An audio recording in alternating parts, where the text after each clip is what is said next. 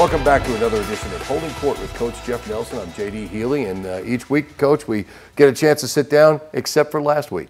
Yeah, well, we had a game, and then we were on the road right away, so we didn't really have an opportunity to shoot the show. But glad to be back, and got another road trip this week, and then we'll be home for a while again.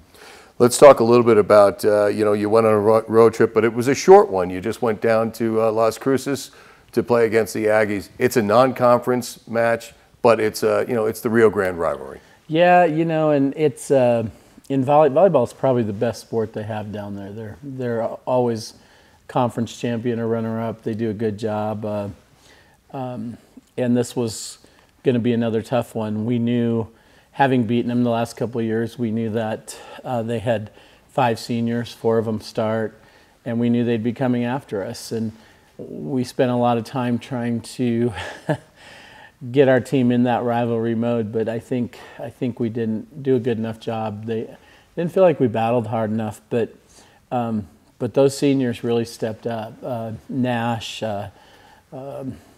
Gwen, Murphy, they had big time matches and really led the way for them. We knew that's how it would probably go and that we'd have to be ready for that. And their seniors just really stepped up, and I think they were tired of losing to us, and they really, both of those 2 seniors that hit in the front row had really big matches.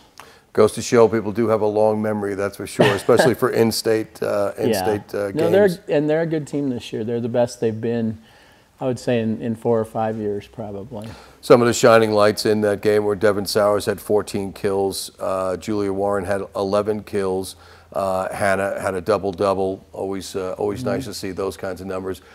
You come out of that with a 3-1 loss, but the good news is that did something, because the team got fired up when you guys got on the plane and headed out to San Jose. Yeah, well, we spent a lot of time on Thursday in particular, just really kind of taking ownership of where we were at and talking about that, and trying to get the seniors on the same page with the freshmen, and because we've played some really good ball this year, but it hasn't been consistent, and that's why we're sitting at 9-7, and that's not a place we like to be or we're used to being at. And so we really had to come to Jesus with the team about what was important, and communication and trust and a lot of things. And I thought Saturday was our most complete match of the year, and we really came out firing.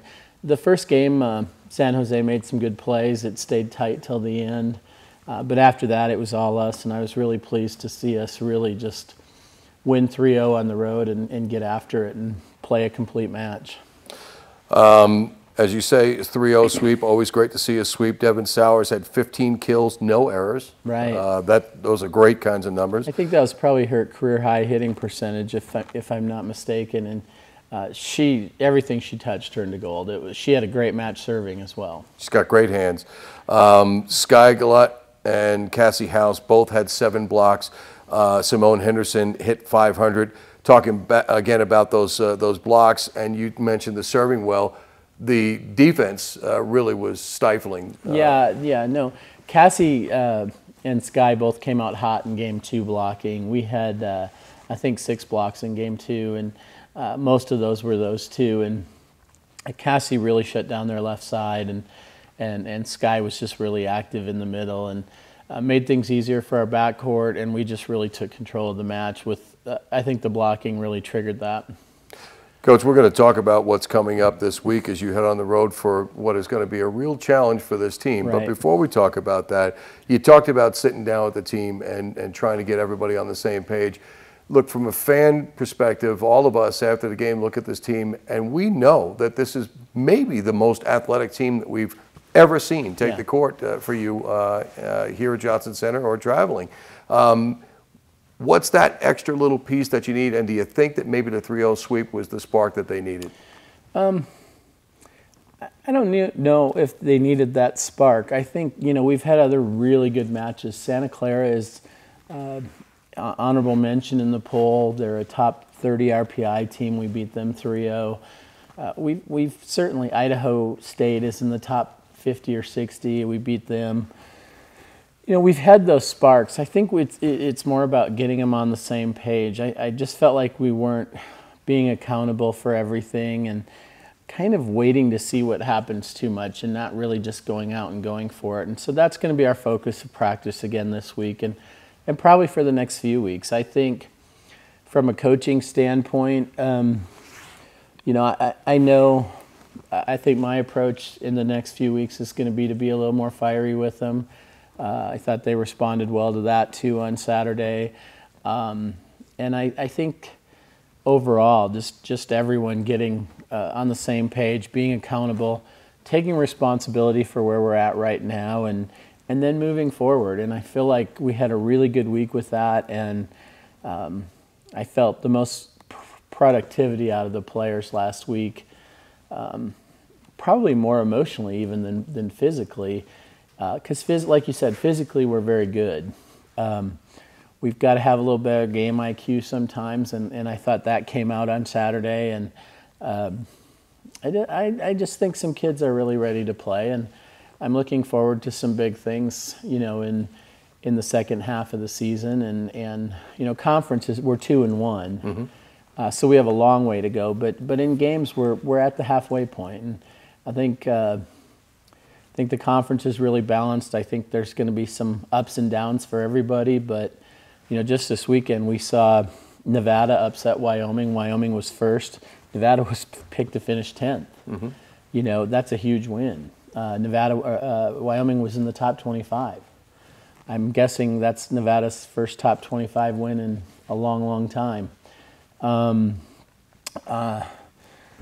I believe it was Fresno State was up at Boise State, and again Boise was picked second, and Fresno was picked down, and Fresno had match point up there. Boise came back and won in 5, but at Boise, Fresno was able to take them to a match point. So there's a lot of things going on, a lot of things around the country going on. This weekend, we played USC earlier this year, and they moved to number 1 this week, both in the RPI and the coaches poll, and Penn State got beat. Everybody said Penn State wouldn't lose this year, and Nebraska beat Penn State, and then Nebraska went to Ohio State and turned around and lost.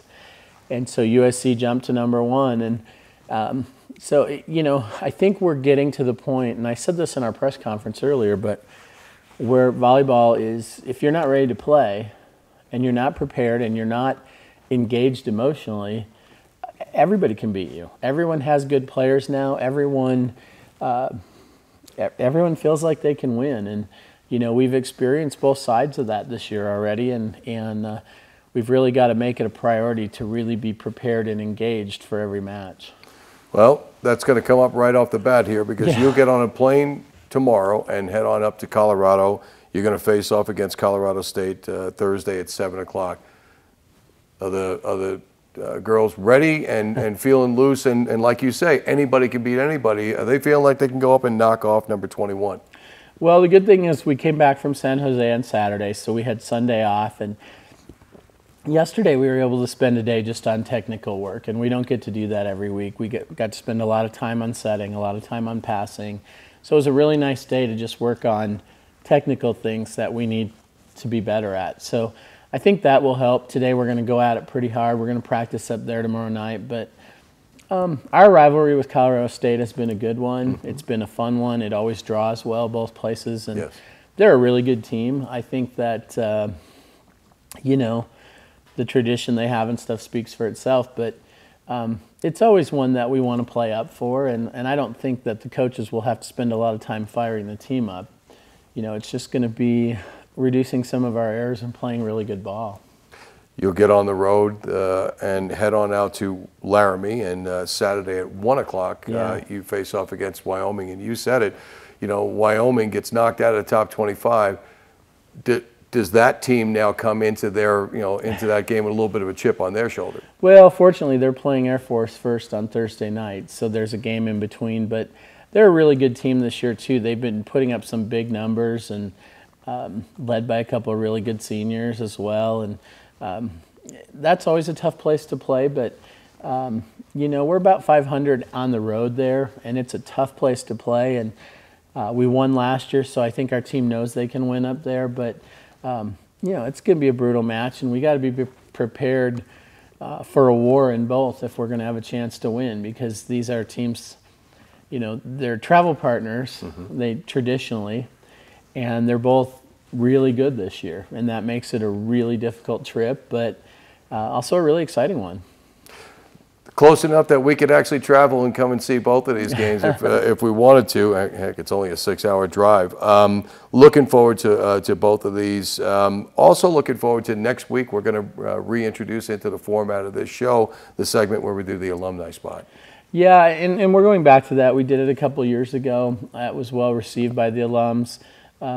Some changes, we kind of let it go, but we talked about it and we're going to bring it back. I think it's fun. We get to spotlight a alumni each week that kind of draws interest from them, and we can get it up on the alumni Facebook page and some things like that. And I think it's a lot of fun, and it lets the other alums know what someone's doing and where they're at and what's going on in their life. And I think it's really fun. I think it's a great part of our program. I like to, as everyone knows, we like to make our program very hands-on, keep people engaged and like they feel like a part of it, and I think this is another way we can do that.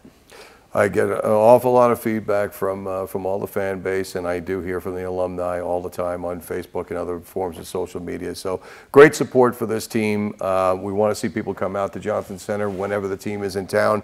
This week you won't get a chance to do that because they'll be on the road.